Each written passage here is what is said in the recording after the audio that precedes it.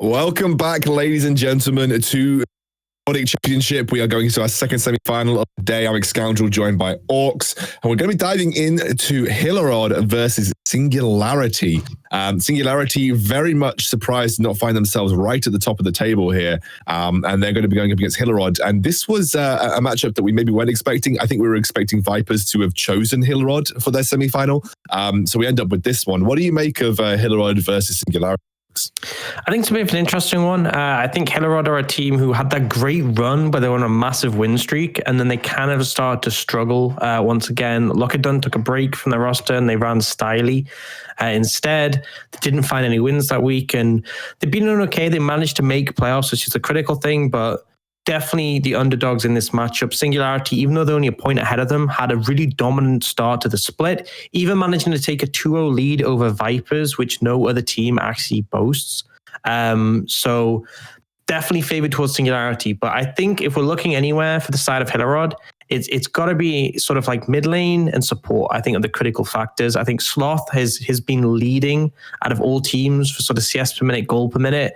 He's been a massive driving force. At the start of the split, it looked like he was going to be more of an aggressive melee champion player, things like the Yasuo, the Diana. And he's just made this switch where he's heavily focusing on the mages, facilitating his team with those. He can be a great backline threat on things like the Corki and the Syndra as well. And he's just been a massive monster. And then talking about Ermin actually has the highest kill participation of any player in the league who's been in the league, who's played all 14 games at a 76.8%. So a lot of what comes down for Hillerod is very much playing around the bot side of the map, rotating Ermin around and finding these plays. Flipper often finds most success on tank junglers, so it's very much setting up Sloth and Mocox to be successful, especially as Lockerdon is heavily sort of leaned on to be this weak side player. Out of the 4 top laners we had in the semi-finals, he is by far the furthest behind in terms of CS per minute, KDA, kill participation. He is very much left on an island, and the reason why this is interesting is because when you look at Singularity, Nilly has massively been this top laner who's looked to just expand leads in the top lane. Yeah, Nilly has been, even from the few games that I've cast of Singularity, Nilly has been the sort of impressive top laner for me. I distinctly remember the game where he dragged Singularity across the line with his Aurelia play. Everywhere else was kind of inting it, but Nilly was essentially smurfing on the Aurelia. So yeah, I think I've got my eyes tuned towards him. Obviously, we know that Raya's been an incredible bot laner. We know that Krogson's pretty much stalwart. Scoot has been up and down for me. Scoot has had some up and down performances for Singularity. Either he's really good or sometimes he could be a little bit in. I feel like for me, mid-jungle has been the up and down bit for Singularity. Yeah. I think Nilly has mostly been consistent. It hasn't been perfect, but he's had these massive games where he's dictated them. Rai has been super solid. I think Singularity was hurting when they didn't have him on the roster. There was a week or so there where he was unavailable. Vayu has been pretty solid, but I think Krogson has occasionally been over-aggressive and overstepped. Now, Krogson typically plays these mage champions, so it's a bit uncharacteristic when you're playing things like the Azir, the Syndra, to be going super aggressive, and it has worked for him, but he has also been punished for it.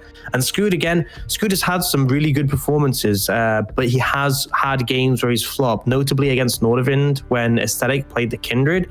He just completely fell apart, and he was like 0-7. Enemy Kindred had a handful of stacks in the early game. So definitely those are my 2 concerns for Singularity. We are getting into draft. We see Skarner denied from Flipper, a big tank jungler for him. And then this is more what I expected from that compared to that Series 1. Heavy bans towards the bot lane. We see Aphelios, Senna, and Misfortune already taken off the cards. And then a Nunu ban coming out. Something we'd expect against Vipers, but not seen it as much any other team. Yeah, but the Ornn available, going to get locked in straight away. We know that it can go mid lane in certain matchups here. And that's a pretty solid first pick for Singularity. They start the draft off. Honestly, for me, I kind of prefer this in the mid lane for Singularity because it allows Krogson to go aggressive without being punished. It allows Scoot to play one of these farming junglers he really likes, the likes of the Nidalee, the Talia, the Karthus, because he has a lot of priority. But we'll see where it pans out because ultimately Nilly could just end up taking this. It is a denial away from Lockerdon. I think that's also a pivotal factor. He isn't going to play many picks that will punish the Ornn. But quickly from Hillerod, we see the Jarvan for Flipper, so a jungler that can go tanky but has some early agency, and then the Thresh. So that's kind of a tandem package, because Thresh can lantern the Jarvan in to extend his combo, but also critically, it denies the Thresh away. So if they pick an immobile AD carry here, you have the Thresh to sort of, you don't have the Thresh try to lantern them out. But the thing is, I feel like this is a nice rotation if you ban Ezreal, but with Ezreal open, it's Rai. He's just going to take Ezreal. He's great on this champion. I distinctly remember several games where I've just seen Rai have an excellent Ezreal. So he's so happy to just say, well, Jarvan Thresh sounds like an Ezreal game. We'll see what they go for. It's going to be a Sejuani here for Scoot, so kind of a utility tanky jungler to match up against that Jarvan as well. Already looking like a good first rotation from Singularity so far. I really like the Cassiopeia though for Sloth. It's a champion he can play quite well, and also critically, it's a great tank shredder. You're already playing up against these two tanky champions. So it's something that can cut through them. I'd love to have seen a Trundle jungle, but obviously having already taken the Jarvan, that's not really possible. And we're now in a scenario where Singularity have this beefy front line. They have Raya and a comfort champion, but they need a bit more damage in the composition, because right now they're kind of just only relying on the Ezreal to pump out consistent damage. Ornn and Sejuani won't be doing as much, though they can soak a lot. And we are getting through the rotation. We'll see. Yasuo actually denied away, so they want the Ornn engaged just to consistently be able to pull it off. There's no sort of answer to it in terms of the Braum or the Yasuo. And the answer towards Kroxan is I'll take away two of his mages in terms of the Vel'Koz and the Azir. With Cassiopeia and Syndra also unavailable, that does shorten Kroxan's pool quite a bit, but there's still options he can take. Now, something interesting is that Irelia is available, and they could take Irelia in the top lane, and it goes extremely well with the Sejuani. Yeah, and I think then, you've got a really strong mid-game damage output, and you could potentially snowball with and especially with the kind of front line that you'd have with an Ornn and Arnie. Even with the Cassiopeia, with that dive potential of the Irelia, you're always going to be threatening her in team fights. So I wouldn't mind that. We'll see what gets picked up here for Hillerod. I assume it's going to be their AD carry, and it looks like that is going to be the case. I think, you want to give yourself the option for that last pick potential, meaning something on red side, and the Callista gets locked in here for Mokox. A pick that we've seen a resurgence in over the last patch or so. Yeah, quite a bit. I think a lot of people utilizing Halo Blades after the change. It also works really well with champions like Thresh, Taric. Big thing with Thresh is that you have the safety net to get the Thresh out. Thresh has a lantern to get you out. So a lot of strength in that regard. But we do just see the Orianna coming for Kroxan. No massive surprises there. A standard mage for him in this situation. But that does mean that it's going to be the Ornn in the top lane. So giving Nilly a tank in this situation. But I think they're kind of fine with that, because we don't typically see Lockdown pick anything to counter. Now, bot lane is a little bit difficult, because you want to pair something up with Rai that obviously goes well with the Ezreal, but Yuumi might be a little bit dangerous because you're vulnerable to dives in that situation. So instead, going to go for that Nautilus, and we have a super beefy front line, a ton of CC for the Singularity composition, but they're going to be heavily reliant on sort of propping up Kroxan and Rai, because if they don't, they're kind of limited as they are their main damage dealers on that side. There isn't much dive, but I said they've got Jarvan, but there isn't much sort of I'm going to one bomb your backline coming out from Hillerod. They don't exactly have an assassin type that, even if they get the Jarvan in there, even if they get the set in there, for instance, like you have a limited damage output compared to something like a LeBlanc, for instance, and you've got so much frontline and so much CC to back up the Singularity roster. And I think the critical thing is now with the set is that you can ult Kroxan back, like in through his own team, and then you can potentially throw a Miasma down on top of that. You kill Kroxan, and then it's only up to Rai to sort of carry out the team fight, which makes things difficult. Ultimately, I think Singularity have gone for a pretty safe composition game one. Mm-hmm. A lot of tank, a lot of beef. Essentially champions that even if you shut out the game, they're still going to be pretty relevant. You have Kroxan on a mage in a mage versus mage matchup. He's fine with that. And you have Ryan Ezreal. It feels like they haven't really shown too much in this one, and this is kind of a feeler game. Hillerod on the other side. Interesting to see Mokox on the Callista.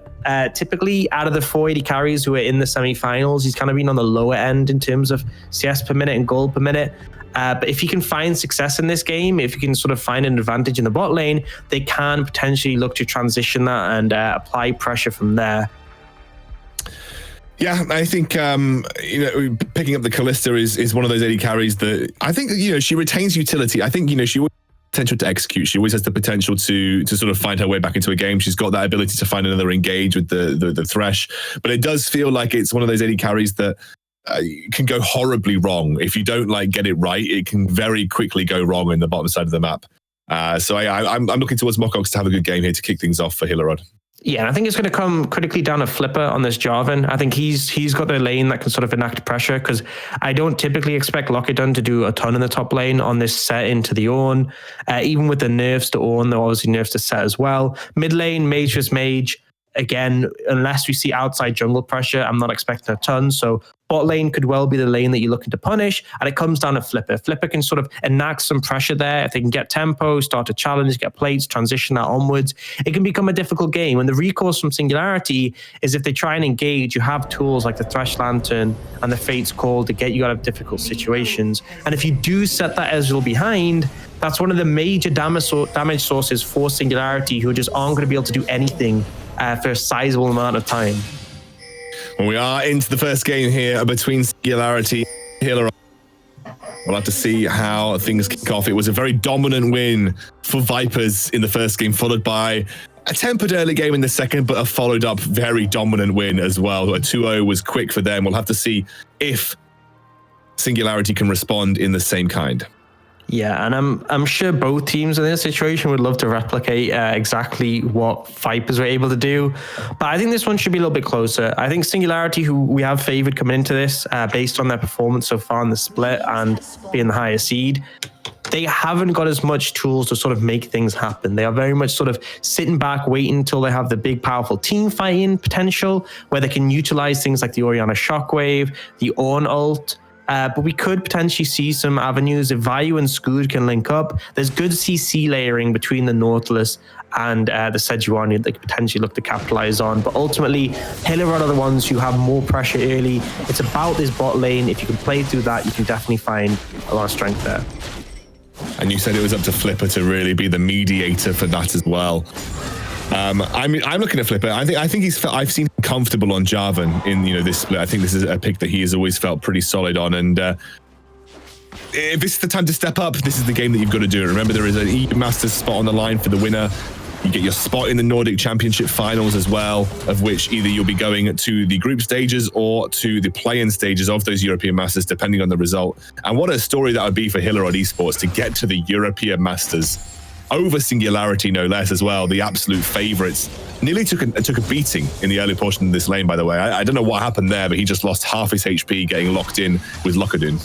Yeah, one of the big trading powers off the Ornn, if you land that phase breaker, stuns him, you still have the passive damage available with the 1-2 from the set, even if you don't have the Q skilled up. So a lot of trailing power, and we do expect Neely to be on the back foot, but I think you'll be able to find his sort of way back into this lane, despite being chunked at level 1. Sort of at level 2, level 3, Ornn can trade pretty well, and you always should be looking to have an item lead on this champion. But for now, he's actually really struggling. So Lockidon put on a pretty good show. He's actually been able to deny him level 2 so far, and it's kind of shattering my expectations. We haven't seen too much from Lockidon establishing dominance in the solo lane. He's very much been the weak side tank player serving for Hillerod, but here he's actually enacting quite a bit of pressure onto Nile, who typically is more of a carry player for Singularity. This is almost like a roles reverse sort of situation so far this game. He's also lost a huge chunk of CS as well, just due to the pressure to put down. He will take a bit of a beating back here, but Lockidon just very happy. So much CS gained over his opposition just from that early level 1 trade and the zoning that came out as well. Good start for Lockidon, like you said. Good for him to pick that up early.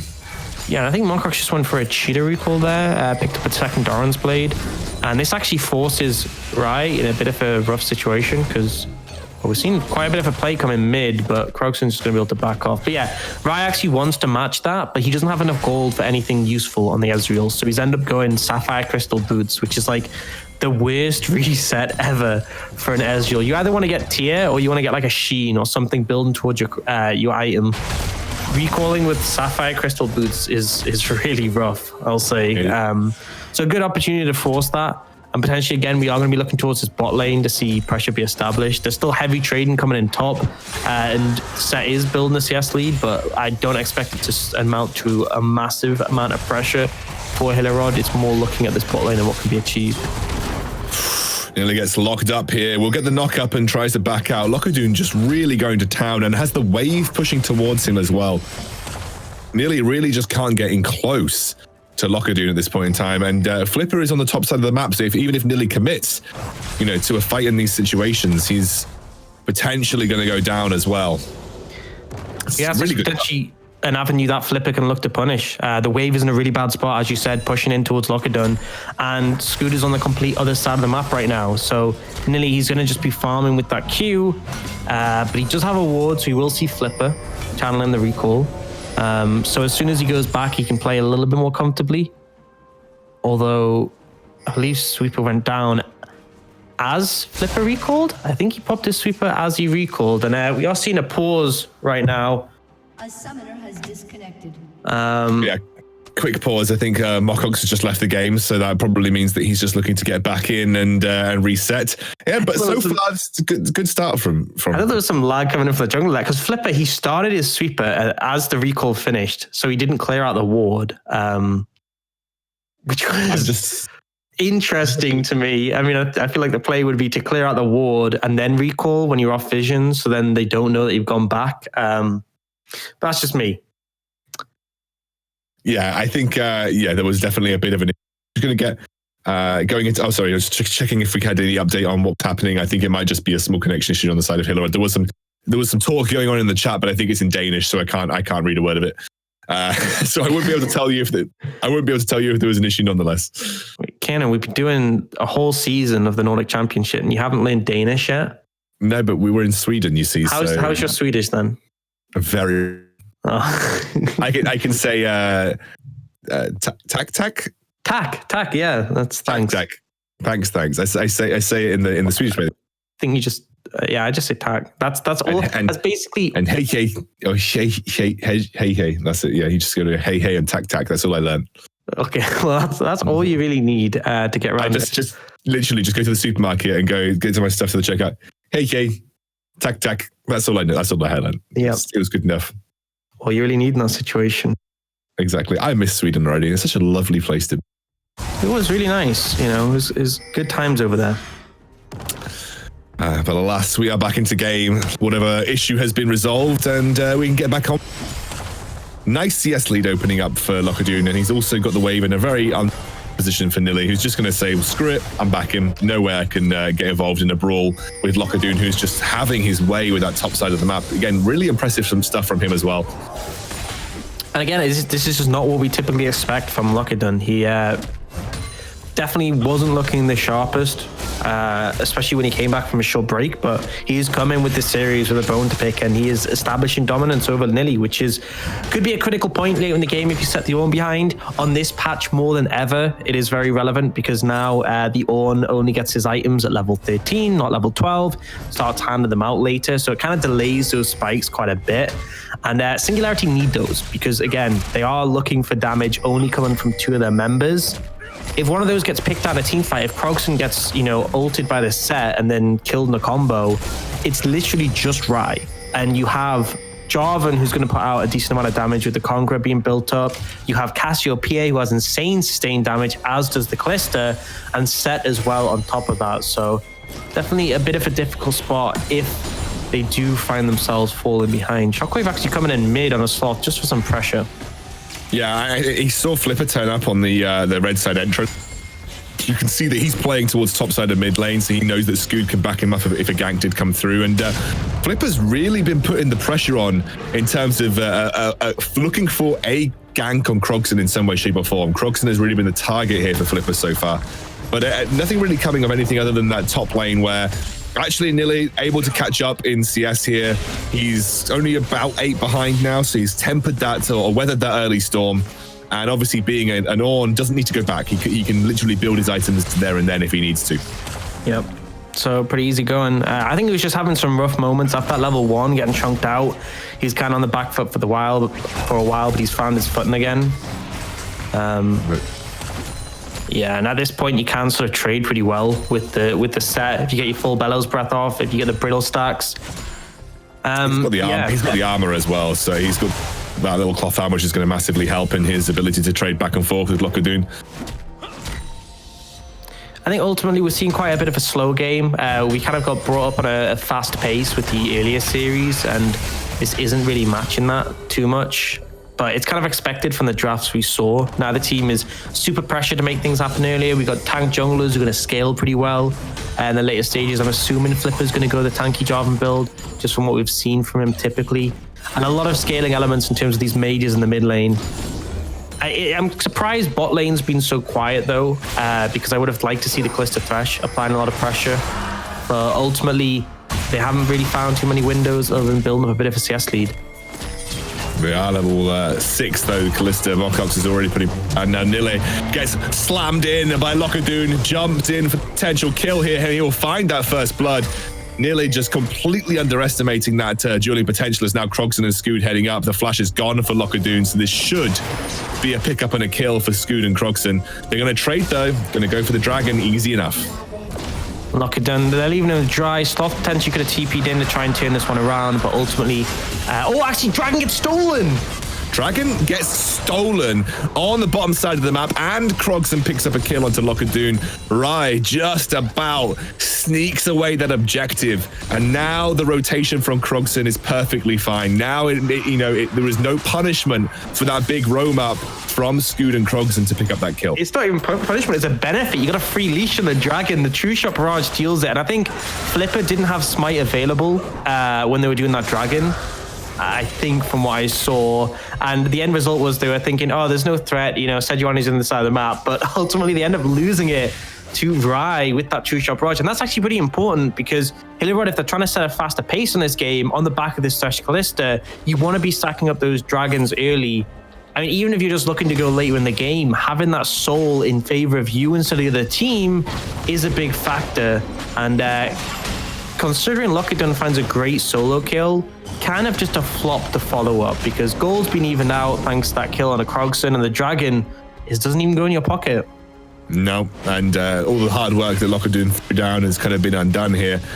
Bixie, sort of gold lead opening up for Locadoon, though he is 500 gold up in that matchup, but that is reflected with Krogson being 500 up in his own lane as well. So essentially solo lane is trading advantages, Krogson finding that minor advantage for picking up the kill. However, the early rotation has come out here from Mocox, and they're going to be on the top side of the map for that Rift Herald, and actually Rai and Vayu are just a little bit slow to respond here, and if that rotation comes in early from Flipper, maybe they're just going to look to go for it straight away.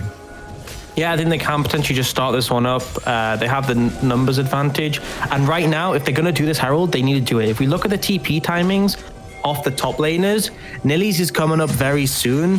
Locadoon's a long time away. So if you don't go for this play now, you're not going to get another chance to do it before Nilly can answer with his TP. If you look as well, Locadoon's shoving in the bot lane. What I would like to see from him is he's going to go for this plate. Personally, I think he could have moved towards the top side of the map, and then you have 5 members to contest this, but instead he's opting to apply more pressure here, and I feel like the Herald window is going to get missed now as Nilly's TP is coming up in less than 30 seconds. I think that was your one shot to go for it. For now, I think you're just going to have to stop the other team from doing so. The payoff is Locadoon just managed to get 2 plates bot lane, so I'm not saying it's a bad play necessarily, but I think you see Hillerod playing very aggressive here. If Nilly wants to TP in and turn this into a fight, Singularity will be in a good spot, but Locadoon is finally running over. Oh, that's a big shockwave followed up with the ultimate from Scoot right now. The shot barrage will clip Flipper, but he will not go down. That might be enough damage, though, to allow Singularity to go for this Rift Herald with Flipper being down and having to back away.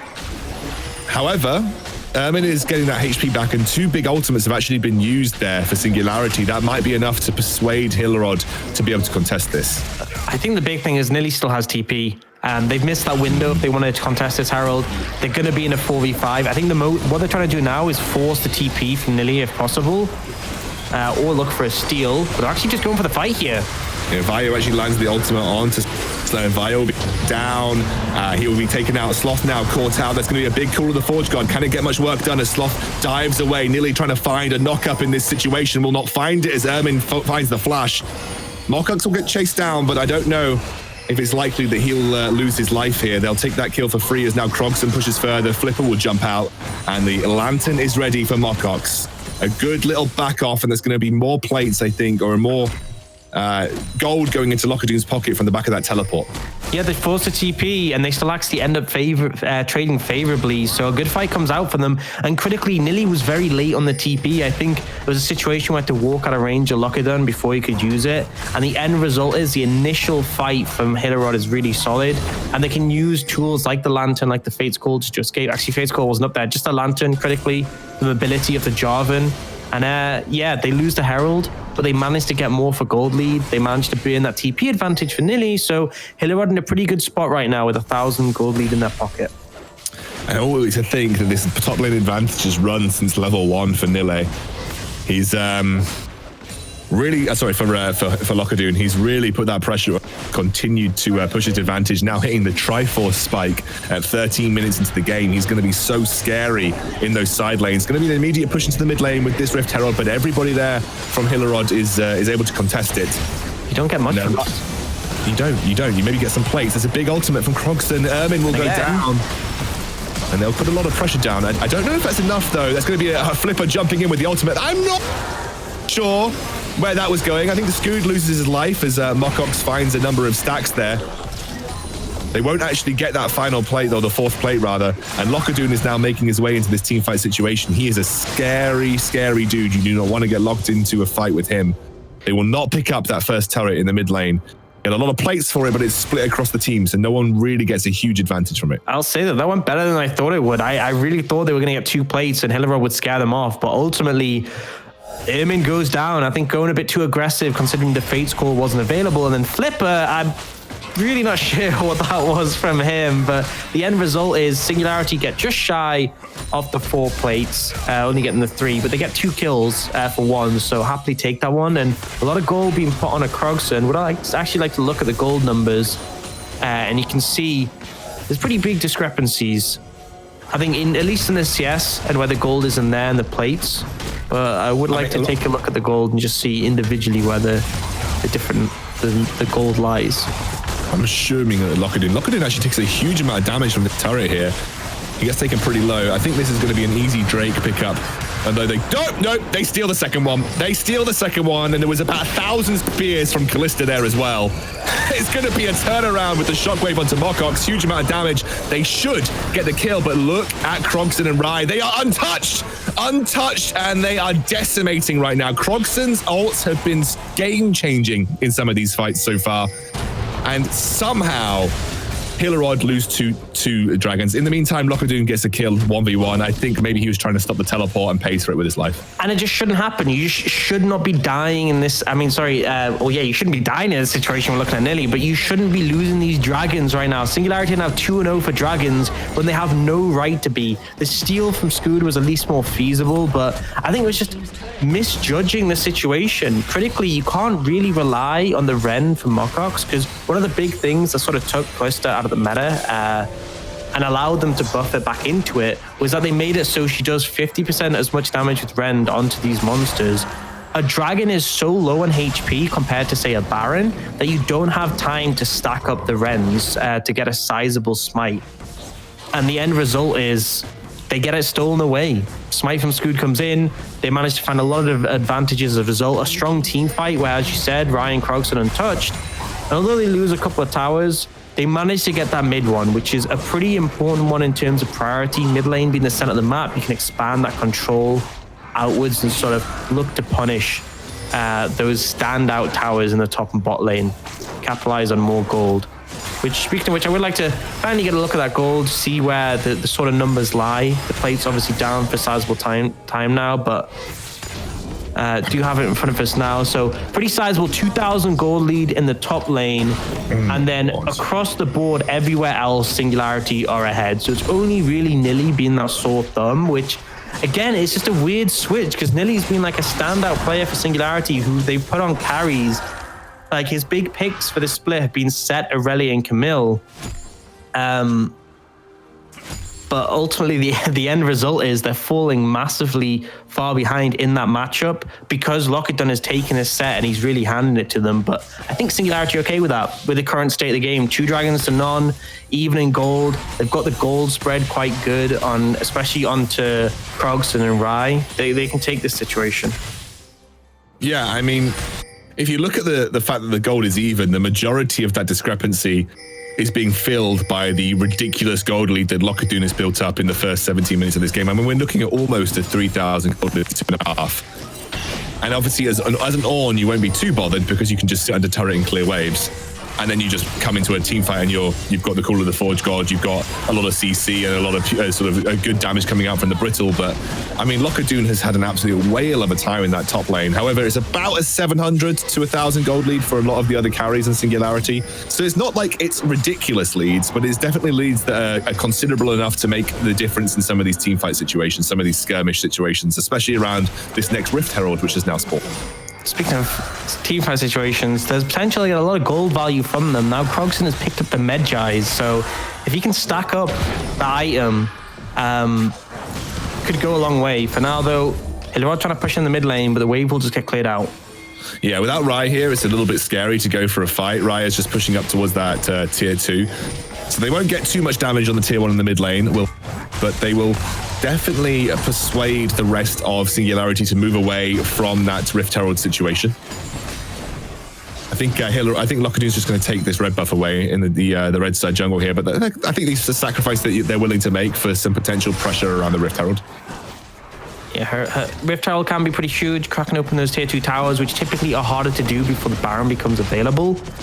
And Flipper, he's in the vicinity, but he is on a ward. You got to be cautious recalling in that spot because they could look to just engage on him. I think they're just going to be happy with the Herald takeaway. Lily, again, is just on wave clear duty in the bot lane. And that's the thing, is that as long as you can not get dived by the set, which in all honesty, it's difficult for the set to dive you with how tanky and one is, you're fine just sitting in the side lane, clearing out the wave. Ornn has good wave clear, especially coupled with the Sunfire Cape.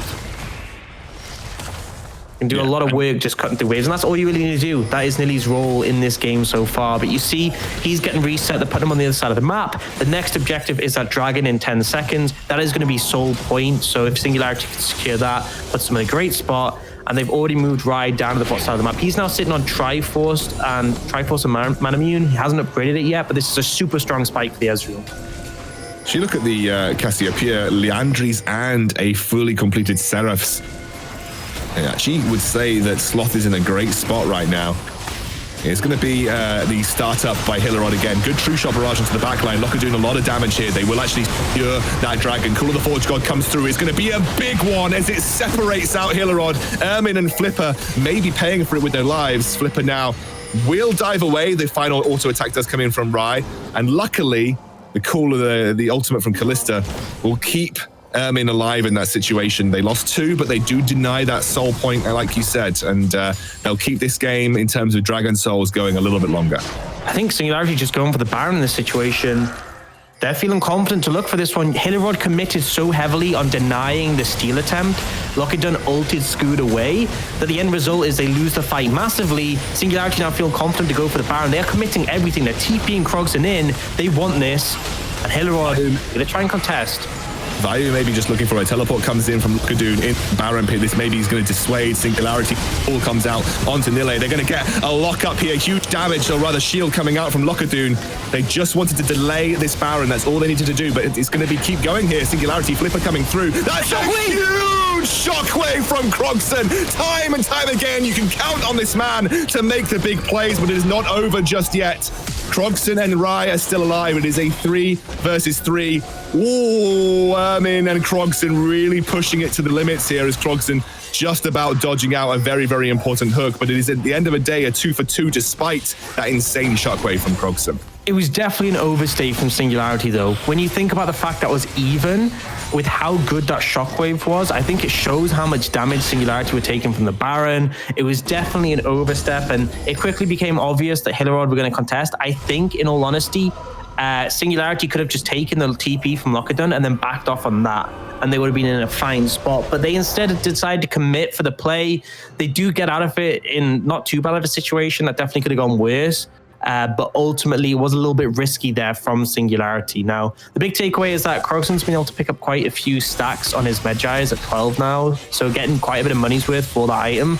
And the Manamune is fully stacked for Rise, so he's in a comfortable spot as well. As we look at level 12 for Nilly, closing on at level 13, that's really where this composition for Singularity just completely takes off. When you're handing out, when you got your own items for yourself and you start handing them out for everyone else, you're really in a powerful position. And although the goal lead will only be 1,500, that will definitely escalate things further. Yeah, they have a certain value attached to them that isn't represented in the overall gold value here. And I'm very much looking forward to seeing which items are going to get upgraded. If you're Ryan Krogson, what is some of the best items that you're looking to upgrade here from the on? Triforce Rabadons. You can alternatively go for the Blade Rune King for the Ezreal if you wait. But given the current situation, the only item right now that can be upgraded is either Triforce or Ludens. Usually you see people wanting to wait for the Rabadons instead of the Ludens. So probably just going to be the Triforce when he hits level 14. Flank opportunity opening up here for Flipper and Locadoon, and Locadoon is sitting on that bottom side of the river. Nilly has made his way up though, so that he will make it an equal 5 versus 5, and now his time to just back away. They do not get much from that Rift Herald, but a couple of good Mystic shots are putting some damage down onto the Hillerod lineup. They maybe done a bit of damage to that tier 2 in the mid lane though, so it opens the opportunity. A dive later on as now Flipper will dive away, had both his Flag and Drag and the Lantern to keep him safe, and I think Singularity will just have to back off and reset here.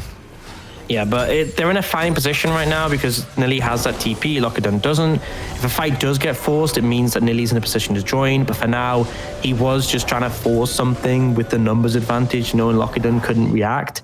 But Locadoon's going to take the opportunity to shove the wave in, reset, pick up Death Stance. I believe he's gone second item. So a very aggressive sort of set build, looking to maximize that AD and the split push pressure. Does mean he's a little bit squishier in team fights, but critically, the thing with Death Dance is it doesn't really matter as long as you don't get killed by burst, and it's very hard to burst through a set when he has the Haymaker that gives him that huge shield. So it's very much making that initial impact on the back of his ult and following up with the rest of the damage. Still a slow game, as you said. You know, I felt like that was 10 minutes ago that you said a slow game, and we're still at 25 minutes, and the gold lead is negligible here. The next dragon is going to be spawning momentarily. That'll be another big telling point as to whether these team fights are going to break out and go into full force. We are looking at a pretty strong Cassiopeia. I would say that Mokox is a little bit behind the curve compared to Rai right now. I mean, drastically behind the curve. How has this happened? I really don't feel like he's that far behind in CS. I mean, it's like he's a whole item behind. We can take a look at the gold. I think the plate is a massive factor that we saw in the earlier levels. Although, Engage coming in. Engage coming in onto Rai, but it's an Ezreal, my dude. It's so easy for him to escape, and they do get the kill. Another big shockwave takes out 2 members, and now Locadoon looking for the flank, and he will not find it. Going to try and see Krogson just going to get a bit of mana back here. They're going to try and get the knock up. They will find it, and now Locadoon is going to go down too. No amount of shield will save you versus the 5 members of Singularity. Baron, my dudes. Baron? Not Baron. Dragon, then Baron. You don't have time to do both. I think they just want to play it safe and get the Dragon. I think last time they did the Baron made them a little bit concerned, even though now it's 5 members to 1. So an interesting one, but they've left time too late. Flipper's now alive. They definitely could have taken that Baron in that scenario, but I think they were kind of concerned about giving a second dragon to Hillerod, which is weird. It's really weird to me, but it shows kind of a little bit of a lack of confidence coming out from them, despite the fact they're 4K gold up, but definitely playing the slower game right now. We can see the gold in front of us. 2,500 is a lead between Mokox and Rai. But Mokox still should have had enough to pick up a second item. I feel like maybe he was sitting on a lot of gold in that situation, which makes it an even worse sort of fight to take. I feel like, given how the draft went, this Thresh Jarvan early rotation was kind of naive when you know Rai is going to play Ezreal. Like, even if you didn't take Jarvan Thresh, he's probably still going to take Ezreal. but this kind of forced him to, and you haven't really had a good response. You're struggling to find anything on him. He's now got 3 items. He's got that Triforce upgraded by the Ornn. You've got Krogson on 22 Medjay stacks with the Morellonomicon and the Ludens. 22 Medjay stacks. It's not looking good for Hillerod right now. Now looking to engage again. Yeah, but they didn't find that flag and drag combo. Maybe they just saw Rai show top lane and they thought that was good enough for them to look for something. But I mean, Krogson's going to hit like a truck at this point. I hesitate to think what his damage output is going to be like if he hits that if he hits that Rabadon's with those 22 stacks. It's going to be disgusting. Yeah, and gets the Ornn upgrade as well. Just makes it worse. Definitely a rough spot to be in for Hillerod. Game isn't over, but right now we're looking at Sloth in the mid lane. He has been sort of the player who has pulled a lot of weight, often up there in terms of shots per minute, goal per minute for the team. He's equal on gold. He's equal on gold, essentially, to Krogson, which kind of tells you the whole story. On a Cassiopeia as well. And he's the highest kill participation of any of the mid laners that were going into the semi-finals at 67.6%. So it just shows that Hillerod often playing around him, and they need you right now on this Cassiopeia because he has the damage to cut through Singularity in an extended fight. The difficulty is that Singularity can win it in a moment. On the back of that Ornn Horn, on the back of the Shockwave, those instant ults can do a lot of work. If they don't, however, Hillerod have potential to win the extended fight because of things like the Callista, the Cassiopeia, and a long encounter. They can get a lot of value. Are they trying to... I thought they were trying to go for a mid lane push and say, okay, we'll take your tier 1, but Singularity are just going to tear through this top side of the map. It looks like they're going to leave Flipper and Mokox in the mid lane. Krogson will rotate back to clear those waves, and it's just going to be a tower for free. Singularity are just extorting that pressure in the red side jungle here against Hillerod and just saying, that's fine. Like, we have complete control of your red. You cannot rotate between mid and top. You don't know whether Baron's being taken or not. It's all a bit of a tense situation for Hillerod, especially with Lockadune, one of the strongest members on their team, on the bot side of the map. Well, Blue Trinket went down, but I believe the Vision's actually been blocked. Do they have a control down? Yeah, they do. So they have to throw down a second scry as they know it's been started. That is actually going to be the flash forced out as Rai takes a lot of damage. Goodness, Lockadune. No amount of shields can save you again. A really good, not a great Fall of the Forge God, but it does get the work done here as Ermin gets locked up. And now Nilly going to continue to push around the side. Krogson, big shockwave again. The damage is insane. Sloth jumping in. He actually flashes on. Triple kill for Krogson as he takes that snake by surprise. A quadra kill as he takes out Flipper too. That is all that you need to know about Krogson's game. Orianna, one of his staple picks. He's played it for years and years and years, and you can see why. 7-0-10. Fully stacked on the Medjay, and he's now going to take an inhibitor turret off the back of a great single-handed play. And I think at this point, this is where it's really starting to look rough for the side of Hillerod. The Callista's behind. The Cassiopeia just got destroyed by Krogson there. I'm wondering how much money he has if he can just flat buy a Rabadon's right now. Yes, he just flat bought a Rabadon's with that recall. And he's going to upgrade it. And he's going to upgrade it. He's going to get that upgraded Rabadon's. They're looking for the Ocean Soul, and they get so much value from this Ocean Soul with all this beefy front line. The mana regeneration also really good for the Ezreal, because the more mana an Ezreal has, the more damage he's doing. They're in a great spot right now, and it's concerning. Yeah, it's about to get upgraded. The AP... It's got up to 826 right now. That's so disgusting. Oh, just the fully stacked Medjays as well is even more. If you thought the Shockwave did damage before, and again, they get this Ocean Soul, Nilly and Scood will just feel unkillable. So Hillerod trying to start a fight. Lockadune just dead. That's going to be Flipper jumping in with the Flag and Drag, but he knows that he's made a mistake here. Shockwave just one-shots Mokox. Nothing he can do there. And now Rai's going to chase down Flipper. Should be able to get it with a good Mystic Shot, but won't find it. They won't even go for the Dragon Soul in the situation. I think they're just going to push and try and look for the win. Yeah, I think Hillerod wanted to try a fight before the Dragon Soul was a prospect, and they lost it almost instantly. This is a very dominant performance from Singularity. A slow game, a safe draft, but the end result is they come out ahead of Hillerod in this one. Yeah, it was a safe draft, but also a safe game from Singularity. They knew where they needed to execute, and they did. The two big carries of Krogson and Rai have been dominant so far in this series, and they are going to take the first game of this best of 3 over Hillerod. despite Lockerdun's best efforts from the early game, he couldn't make the rest of the map go his way. What a great game. Singularity looking, I wouldn't say as dominant as Vipers, but they looked clean. Very few mistakes from Singularity that game. Nearly looked rough on the Ornn in the early game, but it doesn't matter. It really doesn't matter. And I think ultimately them showing that they can play these team fights very well, playing around Krogson on the Soriana, and there were definitely points where Hillerod were contesting them, but it just wasn't enough. I think the critical aspects for me were ultimately the Thresh, Jarvan rotation did not make sense to me when we had the Ezreal available. It's so obvious that Rai is going to take that pick. I think if you want to go for that sort of Jarvan Thresh, you need to ban away the Ezreal because it just completely mitigates it. There was that bit in that fight, not the last one, but the one around the Baron area, where they got a knock up on a Rai, and then Arcane shifted away to buff for it, and then Flipper ults him, and then he just flashes, and it's like, okay, so that was like your best case scenario, and he still has his flash available, and it just shows how hard it is to deal with his Ezreal in these situations. I think this is a different game if Rai's on an immobile AD carry, but ultimately the draft didn't super favor Hillerod, and then the turn of the game didn't. I feel like they needed to try and apply more pressure bot lane, get this Kalista ahead, get it rolling. But Mokkox ultimately just felt like he didn't really offer much at all. I'm not saying that's on him. It just felt like the priorities for Hillerod were kind of off in that scenario. Yeah, I just don't see how you can come back from a Thresh Jarvan and then you get locked into an Ezreal, which is one of Rai's specialities, just so good on that champion, and then you just needed to crush him in lane somehow and make sure he wasn't powerful. But Mokkox and Ermin were just not able to do that. That was just a really rough start for them, and they didn't really manage to execute anywhere. And I think, yes, okay, Lockerdun got a huge lead over Nile. It was basically their entire gold gap made up by Lockerdun, but it didn't mean anything. It didn't mean anything. You're a set.